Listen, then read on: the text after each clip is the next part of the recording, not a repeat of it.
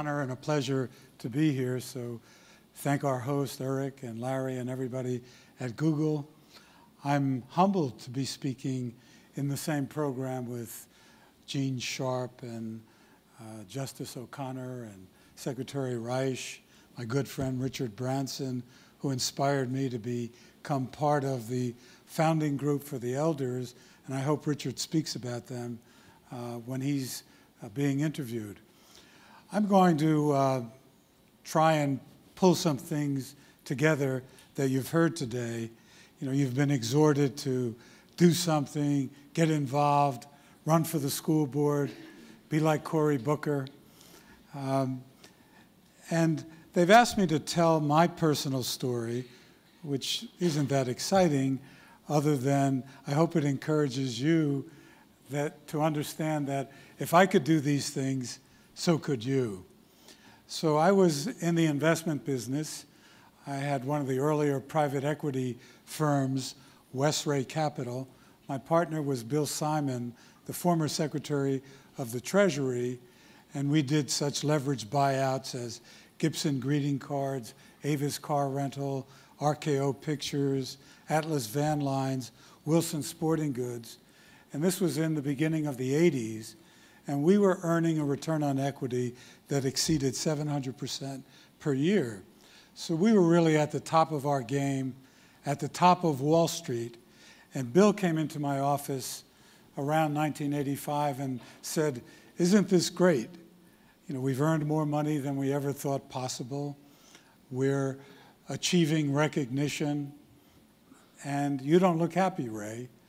And I said, "You know, I'm not happy, Bill. I thought if you had financial independence, your family, good health, you'd be automatically happy." And so he said, "Well, what would it take for you to become happy?" And without thinking, I said, "If we could lose it all and do it again." It was the wrong thing to say to Bill Simon. And he said, "You know, you need a vacation." So, but from that day on, I felt there was something missing. And many of you perhaps have experienced the same thing. But I didn't know what it was. And I thought maybe it would be sharing some of this wealth, as Mr. Batista said, with those less fortunate. So I got involved with the Boys and Girls Clubs of Newark, the same city that Cory Booker is the mayor of, where I was born. And I really got involved in the lives of the kids. And so many of them had stopped learning by the time they were in 5th grade. So out of sheer desperation, knowing nothing about what to do, no expertise, my wife Patty and I, in 1987, adopted 1,000 of these minority children, ages 5, 6, and 7, and agreed to pay their tuition through college. Well, we learned, well, thank you.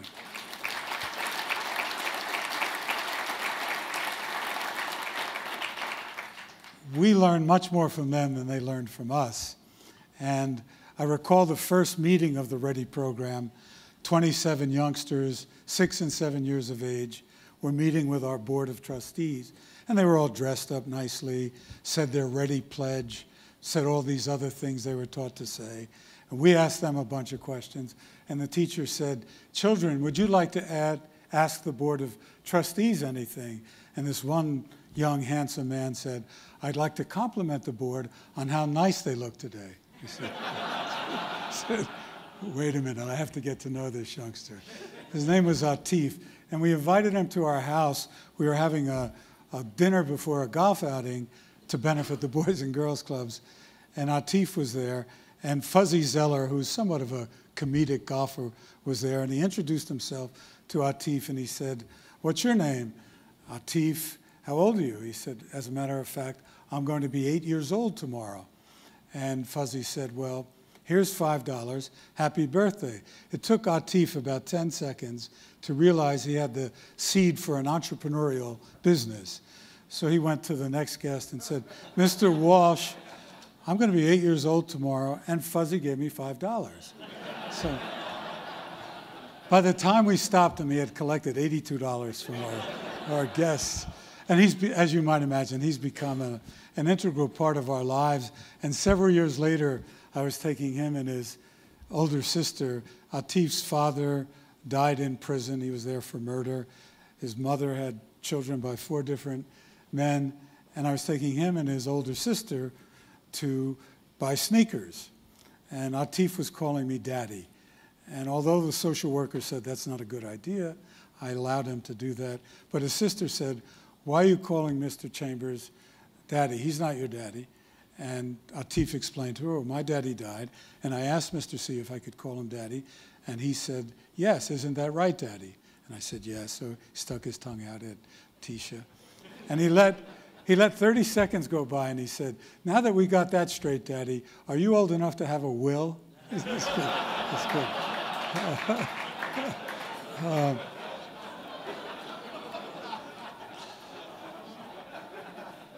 And I was starting to feel that void in my life fill in. It was a sense of my letting down my barriers and getting to know somebody like Atif. But the stories you heard from Corey today were so true. I experienced much of the same thing. And he talked about mentoring, being a big brother, being a caring adult in somebody's life. And we would have picnics, and we would match children up with volunteers. And that was by far more important than any money I had put in trust for their education. And on this one picnic, a little boy by the name of Derek met a volunteer by the name of Mike, and they talked about going to see the Yankees and the Giants and the Rangers play. And they were together an hour and a half. The following Monday, we lost touch with Derek because his mother had been arrested for selling drugs. And 3 months later, the program found him. He was living with his grandmother in another part of Newark. And he came back to the program, and 2 weeks before he was reconnected, he had to write a paper about the most important person in his life. It was Mike. Can you imagine? He only met him for an hour and a half. He was so thirsty, so hungry to make a connection like that, that was the most important person in his life. And we went on to help rebuild Newark. And what I learned in business, you need a plan, a budget, a good board to oversee the plan and the budget, and the best CEO. Well, Newark didn't have the best CEO as its mayor. So 16 years ago, a young, handsome, fresh-faced young man came into my office. He was in his second year at Yale Law School, and he said, I'd like to come back after law school and start a nonprofit organization to work on education. And I said, we don't need any more NGOs in Newark. We need a new mayor. And that young man was Cory Booker, and he's our mayor today. And we have the best CEO we could ever hope to have.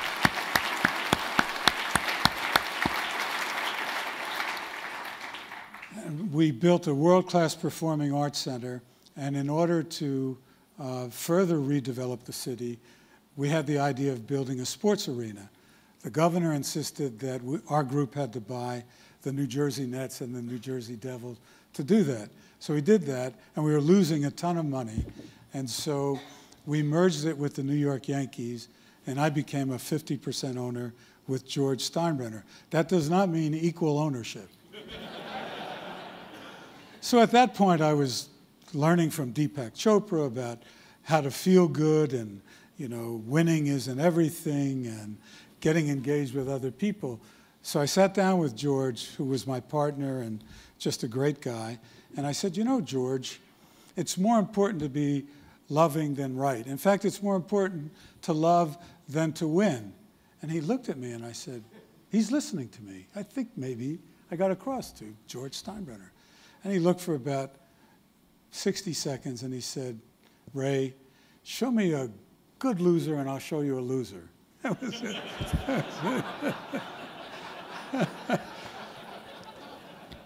We took this mentoring idea nationally when President Bush 41 asked me to be the founding chair of the Points of Light Foundation.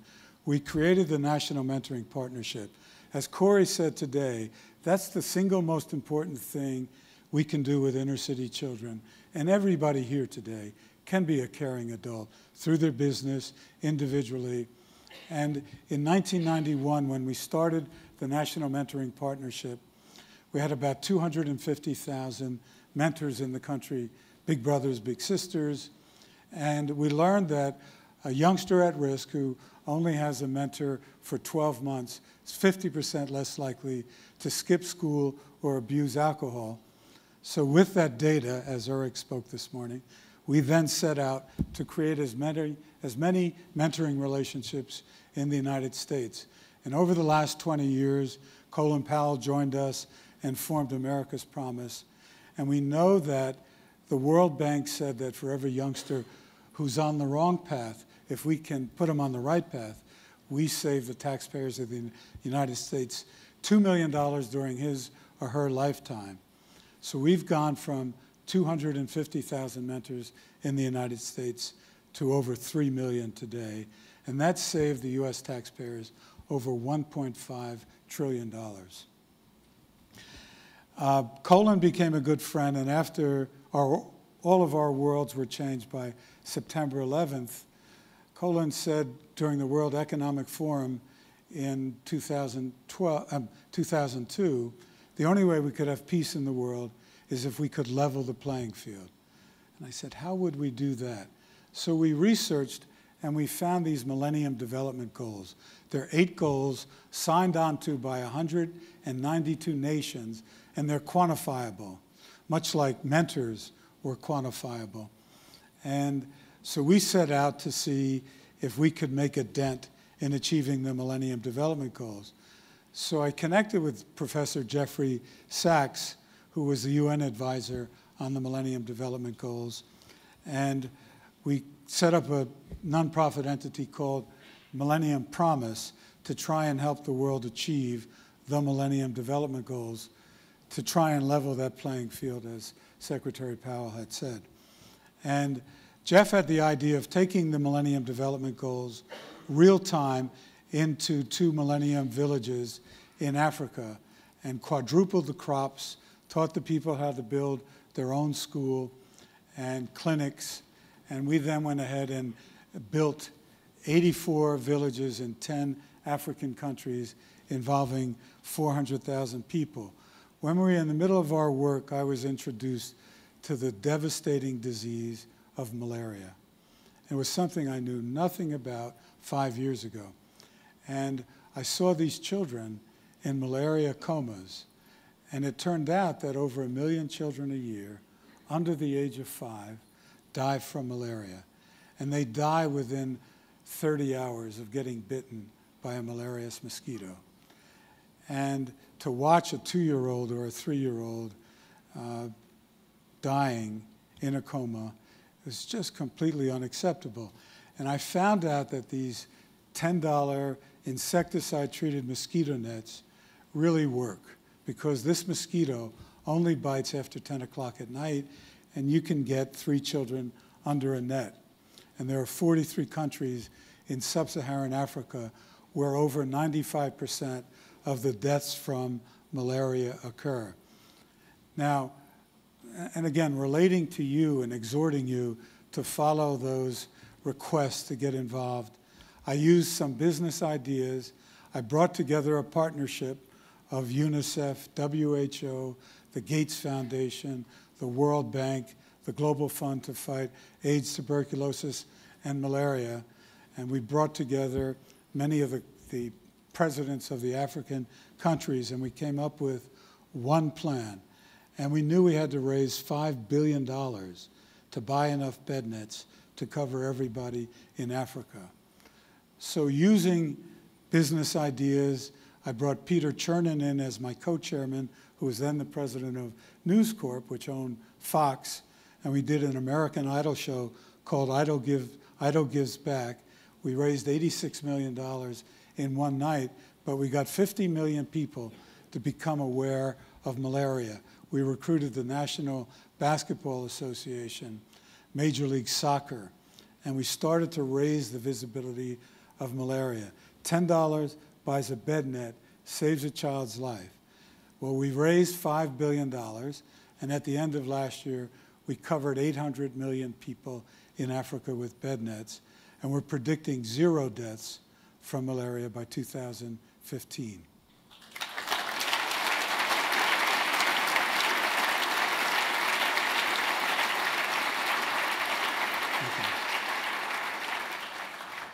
So this is from a person who didn't know anything about malaria, didn't know anything about mentoring. I feel so much better today. That void in my life has somehow been filled in, and Deepak can explain it tomorrow, how you get there. But I also got involved with Ashton Kutcher, who, when he was in his race to become the first person to have 1 million followers on Twitter, committed that if he won against CNN Breaking News, he would donate $100,000 to buy bed nets. He won, he donated the money, went on the Oprah show the next day. She committed $200,000. He went on the Larry King live show with P. Diddy, and they were so excited, they called me at home, and Patty said, "Who's on the phone?" I said, "You won't understand who this is." But then we carried on with Ashton and others, and we reach 200 million people every time we issue a message for malaria. What you can do with technology, not just with malaria, but all these other diseases and challenges, to connect the world, you know, the thought of each of us, all of us, and the fact that we are one, and that we feel so much better when we come out of our cocoons and our shells, and we actually reach out to help somebody else. I don't think that business is meant to be an end of itself. I think business is so important because it's the catalyst that raises the tide, and all the other boats rise with that tide. But I think it's a means to an end. And I would really encourage you to reach out, get involved somehow, recognize that with all I've done and how good I feel, I knew nothing about any of these undertakings before I started. So we had a saying at the Points of Light Foundation that I'll leave you with. Do something good, feel something real. Thank you very much.